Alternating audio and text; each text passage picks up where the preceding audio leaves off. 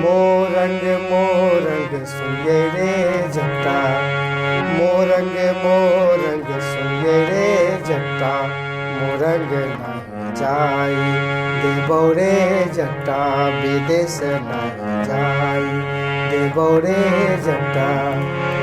कतबो मनैबे गे धनिया, कतबो बुझाइले, अब की सवन मोरंग हम जायबे हुरा। मोरंग के छोरी जोगिनिया रे जट्टा, मोरंग के छोरी जोगिनिया रे जट्टा, लौटे आवे देतो रे जट्टा, पलटे आवे देतो रे जट्टा, विदेश नहीं जाई देबो रे जट्टा।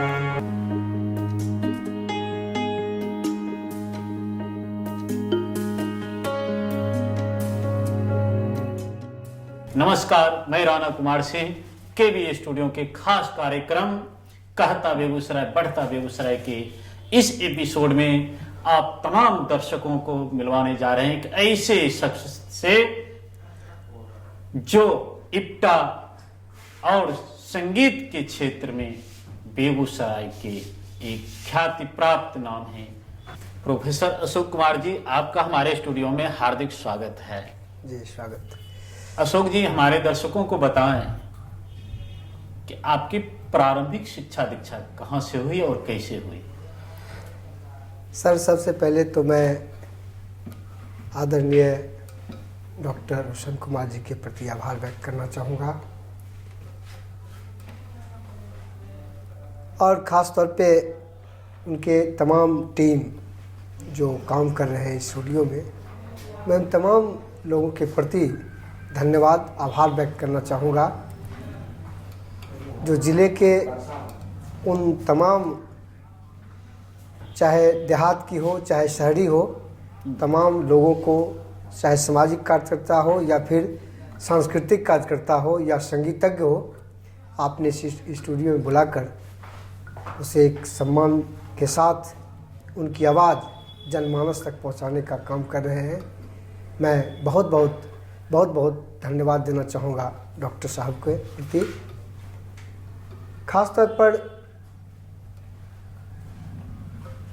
मेरा जो जीवन यापन ख़ास तौर पे ऐसे जगहों पे हुआ है जहाँ पे मैं कभी सोच भी नहीं सकता था कि आज मैं इस तरह की स्टूडियो में बैठ कर के आपसे बात कर पाऊँगा। मेरा घर पड़ता है जोकिया, भगवानपुर प्रखंड के अंतिम छोर है वो। बछवाड़ा विधानसभा का अंतिम है वो, अंतिम गांव है। अति पिछड़ा क्षेत्र है और वार्ड ग्रसित क्षेत्र है। बल्कि अब तो कुछ सुधार हुआ है। जब मैं बहुत बच्चा था, छोटा था, तो उस समय बलान एक तरफ, दूसरी तरफ बैती और तीसरी तरफ गंडक, ये चारों तरफ से घिरा हुआ गांव। इतना मतलब स्थिति नाजुक, जी कोई साधन नहीं था, बट नाव के अलावे नाव से जाना आना, फिर शाम को ही चले आइए, रात को फिर जाने आने में बहुत परेशानी होगी। पढ़ाई लिखाई के मामला में वहाँ प्राइमरी स्कूल हमारे गांव में था शुरू से, फिर उसको मिडिल में किया गया। लेकिन जब हम पढ़ते थे जिसमें 7वां में, तो मिडिल नहीं था, वहाँ नौला जाना पड़ता था। 3 किलोमीटर हम लोग नाव से पार होकर के नौला जाया करते थे, क्योंकि जब 7वां में हम थे तो उस समय बोर्ड हुआ। बोर्ड परीक्षा दे के हम लोग 7वां में पास करके गए थे। उस समय बोर्ड होकर ही लोग हाई स्कूल में जाते थे, उसकी परीक्षा होती थी अलग से। तो उस समय हम लोग गए थे। ख़ास तौर पर संगीत के प्रति जो रुचि हमारा बचपन से ही है। हम स्कूल में बड़ा ही शौक़ से गाते भी थे, प्रयास करते थे गाने के लिए भी, और शिक्षक भी हमें बहुत ही सम्मान करते थे इस संगीत को लेकर के। लेकिन ये हम कभी नहीं सोचे थे कि इस देहात से, एक ग्रामीण क्षेत्र से उभर कर हम एक शहरी क्षेत्र में जाएंगे और देश के विभिन्न राज्यों में हम प्रस्तुति देंगे, कार्यक्रम मेरा होगा ऐसा मेरा कभी भी सपना में भी नहीं सोचे थे। आज बिल्कुल साकार है आपके आशीर्वाद से, आपके दुआ से। 7वां में जब हम थे तो हम भाई में सबसे बड़ा है, 4 भाई जी। हमसे एक बहन है, तो 4 भाई, 3 भाई मेरा छोटा छोटा था। हम 7वां में पढ़ते थे, उस समय हमारी माँ डेथ कर गई, तो परेशानी बहुत हुई जी। जो छोटा छोटा बच्चा था, एक तो गोद में ही और दूसरा थोड़ा चल रहा था, एक छोटा हल्का था, तो बहुत परेशानी हुई। पढ़ाई में दिक्कत होने लगा, खाने पीने में भी दिक्कत हुआ, बनाना खाना दिक्कत हो गया। तो फिर 2 साल तक किसी तरह से झेले। जी। फिर हमारे पिताजी दूसरा शादी किए, माँ आई, बहुत ही हम लोग को प्यार दिया, स्नेह दी, बहुत ही आगे बढ़ाई। जी। मैंने एक माँ का जो होता है दायित्व जो वो होता हमको है, ऐसा नहीं लगा कि दूसरी माँ है या आई है तो जो इस तरह की वर्तमान बात दौर है। में कहा जाता है कि सौतेली माँ से वो प्यार नहीं मिलता है जो अपनी माँ से मिलता है, ये अनुभव आपको नहीं हुआ? नहीं जी, नहीं जी, नहीं, कभी नहीं लगा कि हमको सौतेली माँ है, बल्कि अपनत्व की भावना जो होती है वो हुआ। केवी स्टूडियो की टीम की ओर से उन माँ को प्रणाम। और 83 में हम मैट्रिक एग्ज़ाम दिए, मैट्रिक के 83 में, और 83 में ही मेरी शादी हो गई। उसी साल। हाँ, मैट्रिक के एग्ज़ाम दे के आए, यहाँ पूरा तैयारी था, शादी हो गई। और किसी तरह से हम मंझौल हाई स्कूल रामचरित्र सिंह महाविद्यालय से इंटर किए।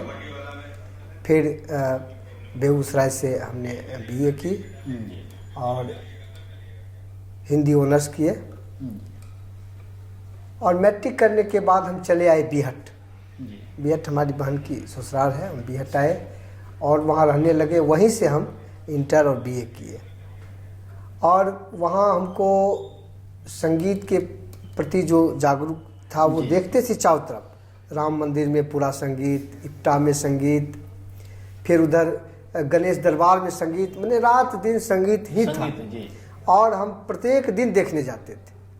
आपको आश्चर्य होगा कि गांव में हम जब थे तो नौला में जी। ये जो रामलीला होता है या और जन्माष्टमी जो होती है, कृष्ण जन्मोत्सव होता है, उसमें सावन के महीने में झूला होता है, जी। तो नौला में बहुत ज़्यादा होता था।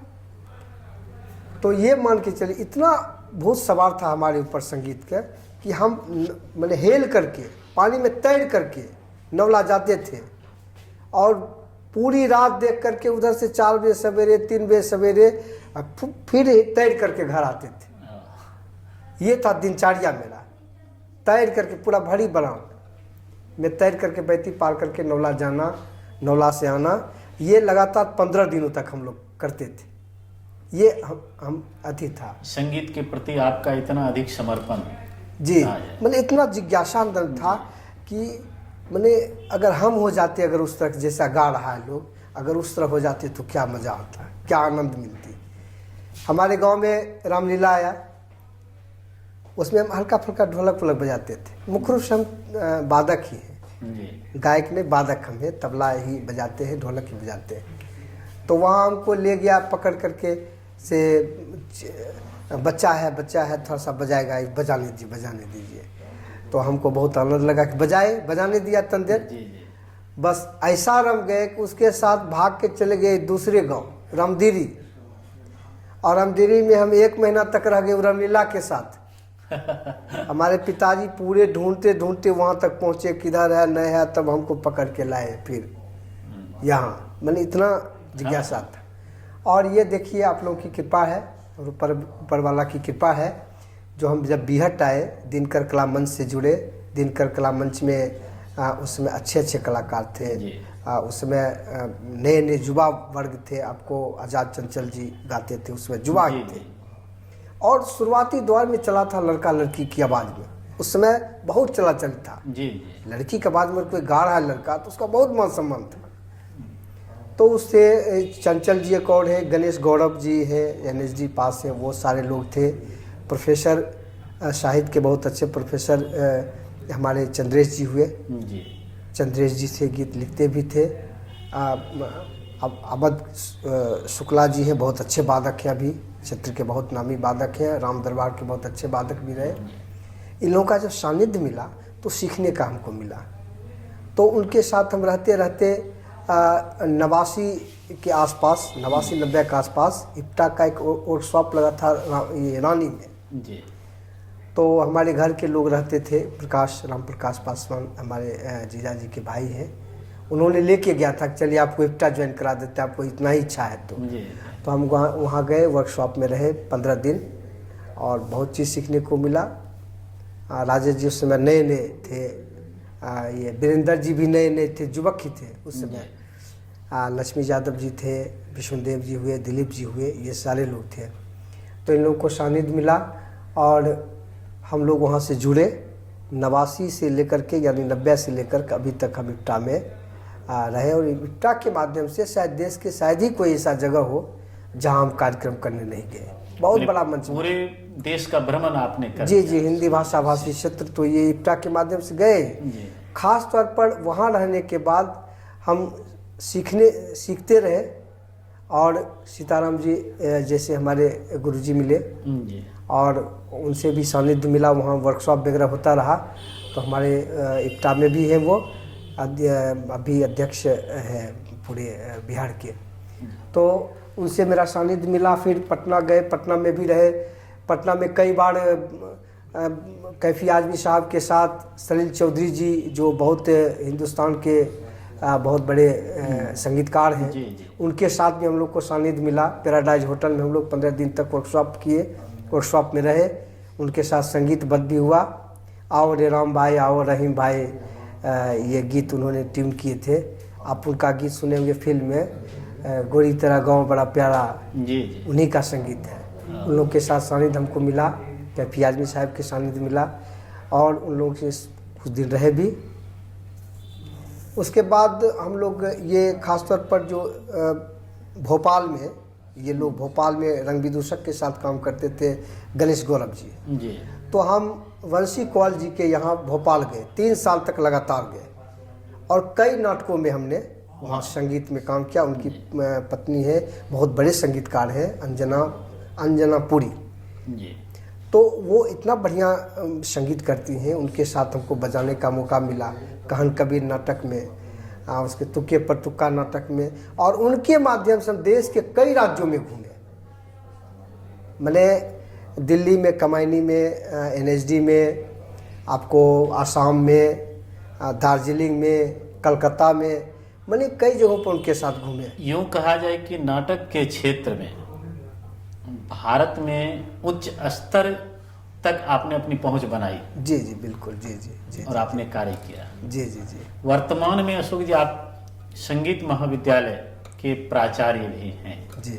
तो उस महाविद्यालय के संदर्भ में आप बताएं हमारे दर्शकों को। देखिए, जब हम इप्टा में थे और इप्टा के बाद एक लिटरेसी मिशन की ओर से एक आकाशगंगा रंग चौपाल अभी जो है आकाशगंगा कला मंच था, उस समय बना था। तो उसमें जो कलाकार काम करते थे सभी ग्रामीण परिवेश के बच्चे थे, बच्चियाँ थी। जी। तो यही होता था कि ये गाने बजाने से क्या मिलेगा आपको, जी। ये आप ढोलक बजाइएगा, नाचिएगा, गाइएगा, नाटक करने से क्या मिलेगा। तो हम लोग कुछ ऐसा था अनुभव कि कहीं न कहीं कलाकार को कभी न कभी जीविका मिलेगी। जी। क्योंकि उस समय तो मान लीजिए कहीं 50 दे दिया, कोई 100 रुपया दे दिया, यही काफी है। वही काफी। जी। वो तो कहीं था ही नहीं, कलाकार कितना तो था नहीं, मान सम्मान भी नहीं था। उसको हे दृष्टि लोग देखते थे गांव देहात में। अगर लड़कियां अगर कहीं मंच पर है, गा रही है, बजा रही है, पूरे परिवार को बदनाम कर, हाँ पूरे परिवार को ही मने। तो उसको हम जो है सो एक सुदामा जी के यहाँ, हमारे गुरुजी आचार्य सुदामा गोस्वामी जी हैं, उनके यहाँ और कई जगहों पे हमने बच्चों को फॉर्म भराना शुरू कर दिया संगीत का। जी। जिसमें उसमें 30 रुपया लगता था, 25 को लगता था, 40 को लगता था, यही लगता था फॉर्म। जी। और उसके माध्यम से जब बच्चे लोग, जब कोई इंटर कर गया, कोई BA कर गया, तो देखिए अभी जो डिग्री के आधार पर जो नौकरी हुई है सब जगह, जो हाई स्कूल में जो पोस्टेड है संगीत के जो शिक्षक है, मुख्य रूप से चंडीगढ़ और इलाहाबाद यूनिवर्सिटी के। क्योंकि उस समय कॉलेज में भी पढ़ाई नहीं होता था इसका, कॉलेज में भी इसका सिलेबस नहीं था, बाद में सिलेबस आया। यूनिवर्सिटी में नहीं था इसका थी। तो वर्तमान में भी अभी संगीत के शिक्षक सभी कॉलेज में नहीं मिलते हैं। नहीं मिल रहे हैं। तो इस तरह से ये जब नौकरी चाकरी होने लगा तब थोड़ा सा लोगों का जागृत हुआ कि नहीं भाई इसमें भी कुछ है, इसमें भी कुछ करना चाहिए। तो अभी भारी संख्या में लोग, और जब बच्चे लोगों का बेगूसराय आना या खगड़िया जाना फॉर्म भराने के लिए, इस ख्याल से बहुत लगता था कि बहुत बच्चे छोड़ देता था बीच में। इसीलिए हमने सोचा कि क्यों नहीं बीहट में एक महाविद्यालय खुले। और हमने काफ़ी कोशिश की। 3 साल तक हमने खगड़िया, पप्पू जी हैं वहाँ भास्कर जी के चलाते हैं, और एक हमारे राउत जी जो नौनपुर में बहुत अच्छे गुरुजी हुआ करते थे, बहुत अच्छे गुरुजी भी थे, और कई उनके शिष्य शिष्या हैं जो बहुत अच्छे गाती भी हैं। उन गुरुजी को हमने कहा कि सर जी ऐसे ऐसे हम चाहते हैं। तो उन्होंने कहा बिल्कुल बेशक कीजिए, ये तो हम चाहते हैं कि जितना विकास हो।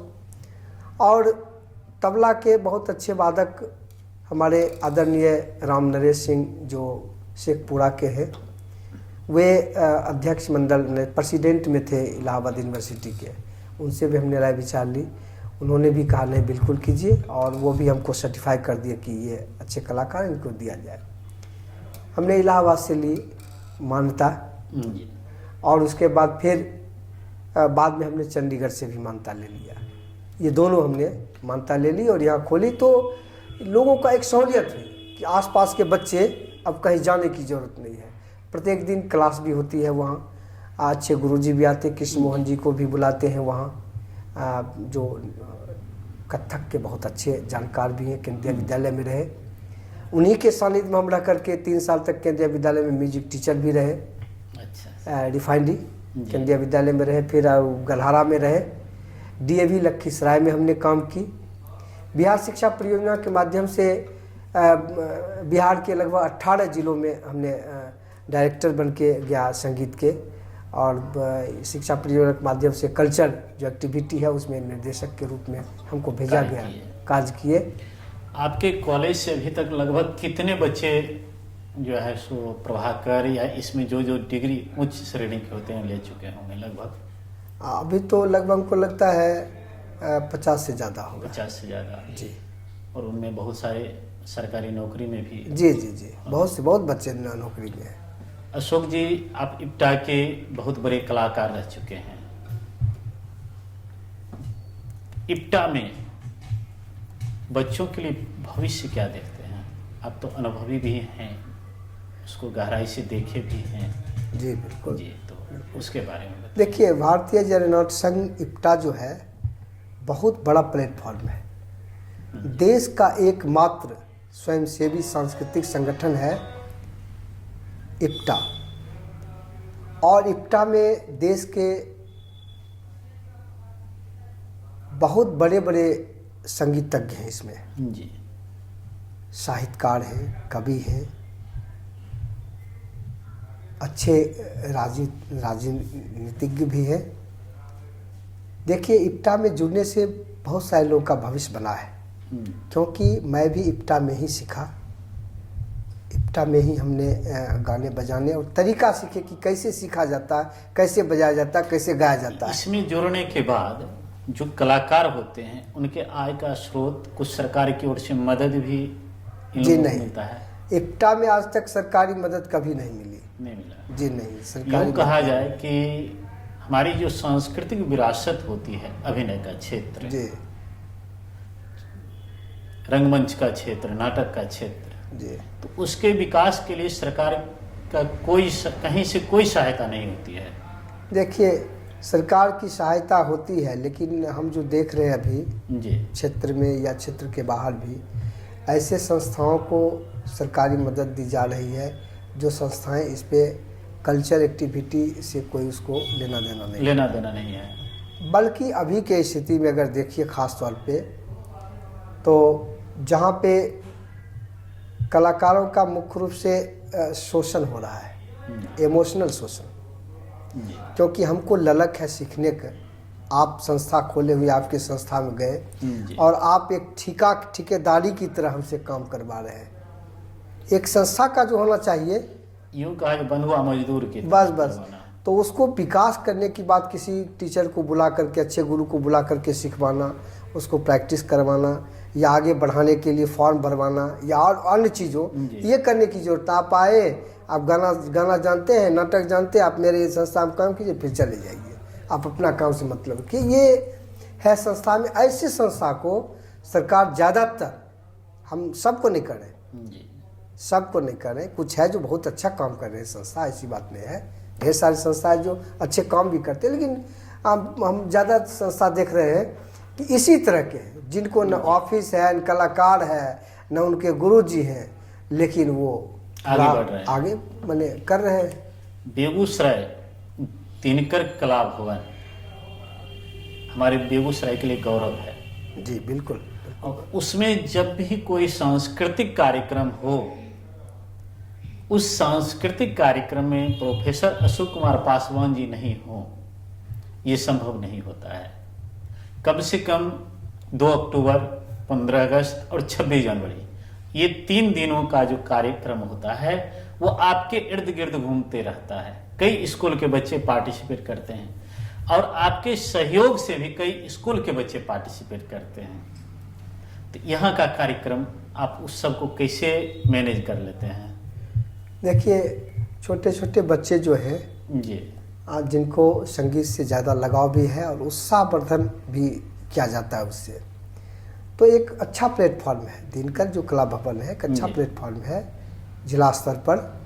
और स्कूल के जो बच्चे हैं, स्कूली बच्चे जो हैं, जब अपना परफॉर्मेंस वहाँ देते हैं तो बहुत तो खुश होते हैं। उस तरह के कार्यक्रम जो दिनकर भवन में आयोजित होते हैं, तो आप तो उसके एक तरह से कहिए कि रीड होते हैं कार्यक्रम में, जैसा मैंने देखा है कई बार। उसमें उस कार्यक्रम को करवाने में आपके साथ साथ और किन किन लोगों का योगदान होता है? देखिए, इसमें खास तौर पे दिनकर कला भवन में जो कार्यक्रम होते हैं उसमें तो अभी जो देख रहे हैं कुछ दिनों से बहुत अच्छे ढंग से चला रहे, कर रहे हैं। ज़्यादातर ध्यान जो कलाकारों के प्रति है वो हमारे प्रभात तारा के हरिशंकर जी हैं। हरिशंकर जी बहुत ही एक्टिव है इस मैटर पे। उसके बाद आपको सुदामा जी हैं, सुदामा गोस्वामी जी, आचार्य सुदामा गोस्वामी जी हैं। अंजनी जी रहते हैं, बराबर एक्टिव रहते हैं वहाँ। अभी हमारे गुरुदेव हैं आदरणीय ये सजदानी पाठक जी, बहुत अच्छे एक उद्घोषक है, विद्वान भी है। और हम लोग के बहुत ही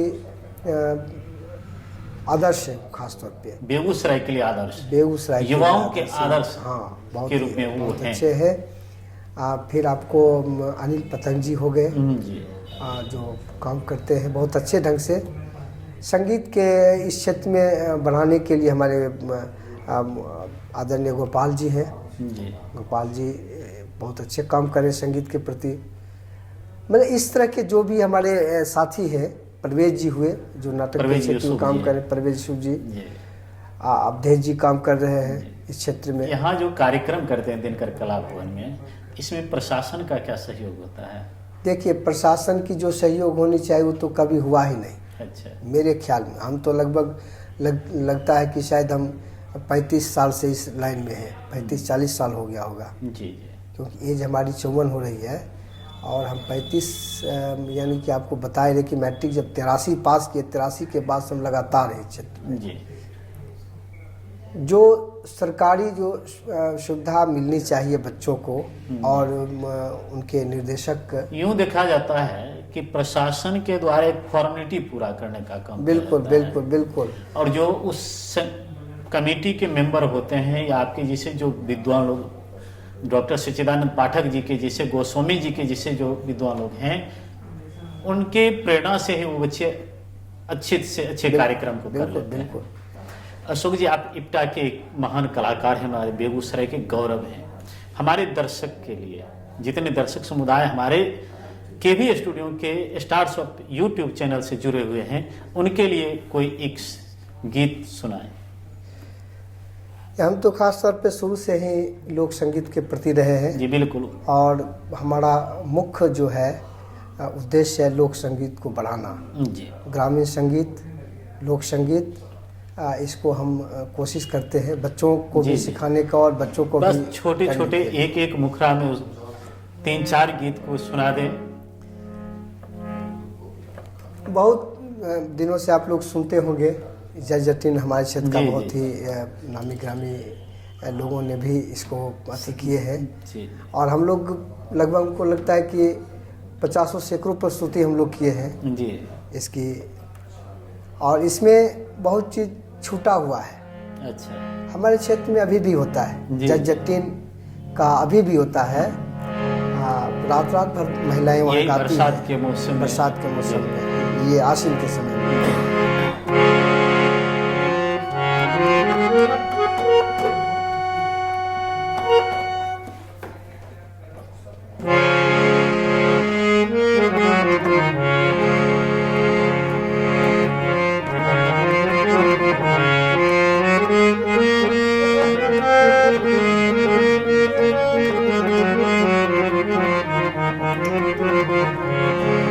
देखिए, नायक नायिका है जी और पहले ज़माने में अधिकांशतः हमारे बिहार के लोग कमाने के लिए बाहर जाते थे, जी चाहे मोरंग हो या फिर कलकत्ता कहिए, जी ढाका कहिए, यहाँ सब लोग जाते थे जाते गाँव से, थे। क्योंकि गाँव में कोई काम रोजगार तो था था नहीं। नहीं। इसी दरमियान में जट अपने जटिन से कह रहा है कि अब तो शादी हो गई, बच्चे हो गए, अब कमाएंगे नहीं तो खाएंगे क्या, इसलिए सोच रहे हैं कि हम बाहर चले जाएं, विदेश चले जाएं, मोरंग चले जाएं कमाने के लिए, ताकि कुछ जीवन यापन हो। कते दिन से सुनै छलिए, कते दिन से सुनै छलिए, मोरंग नगरिया, अब की समैया मोरंग हम जाएबै हो राम, अब की समैया विदेश हम जाएबै हो राम। अब जटिन जवाब देती है, मोरंग मोरंग सुनिए रे जट्टा, मोरंग मोरंग सुनिए रे जट्टा, मोरंग नहीं जाई देबौ रे जट्टा, विदेश नहीं जाई देबौ रे जट्टा, कतबो मनैबे गे धनिया, कतबो बुझाइबे, अब की सवन मोरंग हम जाएबै हो राम।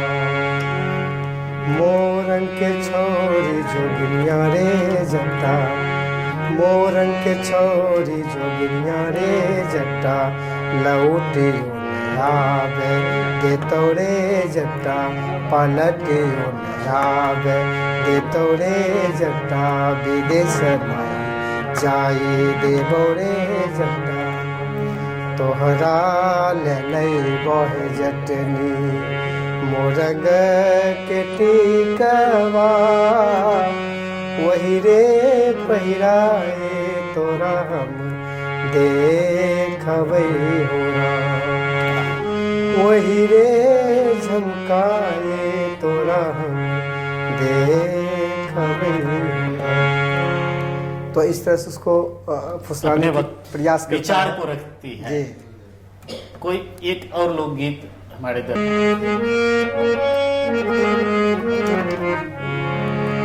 पिया निपट न दानामा ए सजनी, पिया निपट न दानामा ए सजनी, हो गए कलकतवाए सजनी, हो गए कलकतवाए सजनी, पिया निपट न धन मोए सजनी, हो गए कलकतवाए सजनी, हो गए कलकतवाए सजनी। ये था मैंने जब प्रदेश जाने लगता है और उधरे रह जाता है। और अमली का यहाँ जो है सो भारी स्थिति गड़बड़ है, खाने पीने रहने सहने का भी। और जो स्थिति ग्रामीण क्षेत्र में जो सामंत प्रवृत्ति के लोग होते हैं, जमींदार प्रवृत्ति के जो लोग होते हैं, उनकी दृष्टि उन पे बहुत गलत थी। तो अपनी व्याकुलता को अमली बोलती है कि गीत के रूप में दर्शाती है। जी। और इसी में एक गीत हमको याद नहीं आ रही है, बहुत ही सुंदर गीत उसमें है। घर बायगनमा में मनमा लागत नइखे, कब यही बनमा पिया घर रहता, जे जे कहता, करती रे सुलहो सिया।